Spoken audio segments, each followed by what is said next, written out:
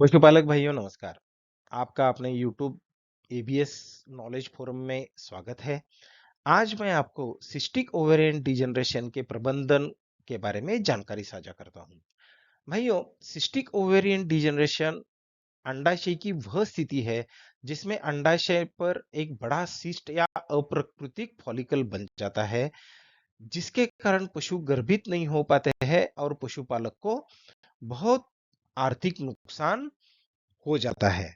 तो इसके कारण क्या है? तो इसका पहला कारण है कि जो गाय ज्यादा दूध देती है, बहुत ज्यादा दूध देती है, वो स्ट्रेस में रहती है और इसके कारण भी वो ये सिस्टिक ओवेरियन डिजनरेशन हो जाता है। दूसरा, निगेटिव एनर्जी बैलेंस। गाय बहुत ही ज्यादा उनका बॉडी वेट लॉस हो जाता है ब्याने के बाद में, तो ऐसे गाय भी ये सिस्टिक ओवेरियन डिजनरेशन की समस्या हो सकती है। ट्रांजिशन प्रॉब्लम यानी गाय जनने के बाद में, जैसे गाय में दो बच्चे हो गए हैं या जेर अटका हुआ है, उसको मेट्राइटिस पायोमेट्रा जैसे कंडीशन है, तो इससे इसमें भी ये सिस्टिक ओवेरियन डिजनरेशन हो सकता है। बाद में सबसे महत्वपूर्ण है विटामिन और मिनरल की कमतरता। हम जो उसको आहार दे रहे हैं उसमें अगर selenium, vitamin E, beta carotene जैसे आवश्यक मिनरल्स या विटामिन्स नहीं हुए, तो उसकी जो मध चक्र है वो ठीक तरह से नहीं हो पाता है और ये सिस्टिक ओवेरियन डिजनरेशन हो सकता है। दूसरा एक अनुवंशिक कारण है, लेकिन ये बहुत ही कम है। तो अगर पहला टाइप देखे उस तो उसमें फॉलिकुलर सिस्ट बोलते हैं। फॉलिकुलर सिस्ट में जो गाय है वो बुल जैसा बिहेव करती है। तो इसमें अगर हम देखें तो ओवरी के ऊपर में देखिए यहाँ पे एक थिन वॉल्ड फॉलिकुलर सिस्ट, बहुत ही बड़ा सिस्ट बना हुआ है, बलून जैसा बना हुआ है। ये पानी से भरा हुआ रहता है। तो ये गाय बहुत ज्यादा इस्ट्रोजन हार्मोन प्रोड्यूस करती है और ये गाय हमेशा हीट में रहती है और ये दूसरे कंटिन्यूअस बेलोइंग करती है, दूसरे गाय पे माउंट होती है, रेस्टलेस होती है, शांत नहीं होती है। तो इसके बाहरी लक्षण अगर हम देखें तो उसका वल्वा जो होता है सूजन सूजा हुआ रहता है, कंटिन्यूस डिस्चार्ज, म्यूकस का डिस्चार्ज होता रहता है और ये हीट कभी बंद नहीं होता है, यानी ओव्यूलेशन नहीं होता है इसमें।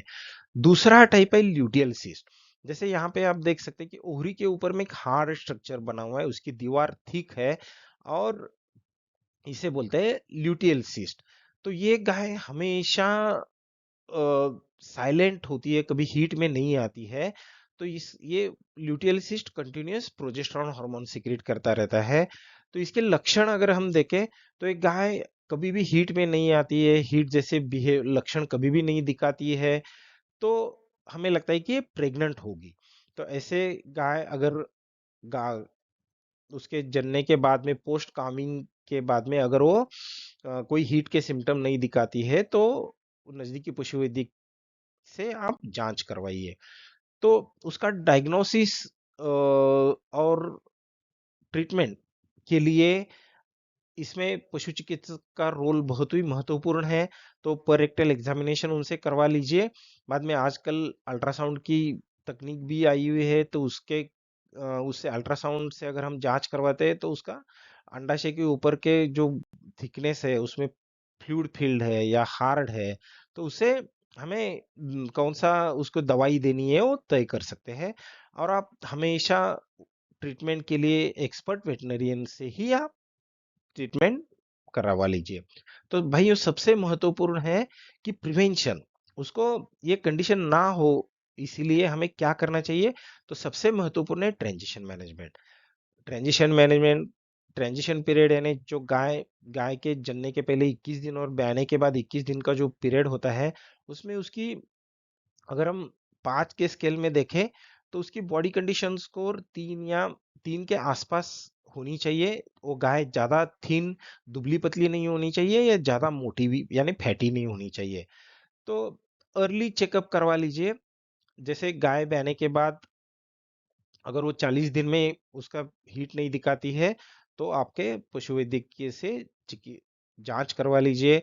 उसका जो पोषण दे रहे हैं हम गाय ब्याने के पहले और बाद में, तो पोषण संतुलित होना चाहिए। उसमें मिनरल्स, विटामिन्स और एनर्जी, जैसे बाईपास फैट होता है, वो प्रॉपर बैलेंस में होना चाहिए। तो ये समस्या नहीं होगी।